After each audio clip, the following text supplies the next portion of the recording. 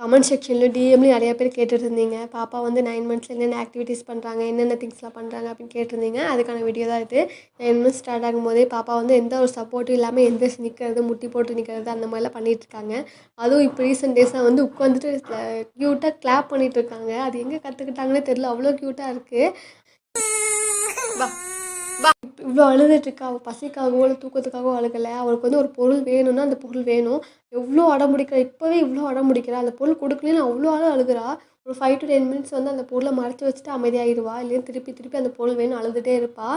இப்போ வந்து ரீசெண்ட் டேஸாக வந்து இந்த மாதிரி ஜம்ப் பண்ணிகிட்ருக்கா. அதுவும் க்யூட்டாக பண்ணிகிட்ருக்கா. அவளே புதுசாக ஏதோ பண்ணிகிட்ருக்கா. இது எதுக்காக பண்ணுறாங்க உங்களுக்கு தெரிஞ்ச கமெண்ட் செக்ஷன் சொல்லிட்டு போங்க.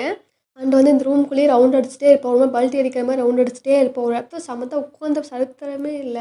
அண்ட் வந்து ஏதாவது ஒரு பொருள் வேணும்னா அந்த பின்னாடியே போவா. இந்த பொருள் எங்கே போனாலும் சரி அப்படி பின்னாடியே போயிட்டே இருக்கிறது. எவ்வளோ நேரம் ஆனாலும் சரி ஒரு 10 நிமிஷம் அந்த பொருளை இழுத்துகிட்டே போனீங்க அந்த 10 நிமிஷம் பின்னாடியே வருவா. அதில் வந்து உங்கள் பேபிஸ்லாம் 9 மந்த்ஸ் என்னென்ன பண்ணாங்க அப்படிங்கிறத கமெண்ட் செக்ஷனில் போயிட்டு போங்க. இதில் பண்ணுறதுக்கு என்ன ரீசன்னு சொல்லிட்டு போங்க. இந்த மாதிரி வீடியோஸ்க்கு வந்து என்னோடய பேஜை ஃபாலோ பண்ணிக்கோங்க. நாளைக்கு பார்க்கலாம். பாய்.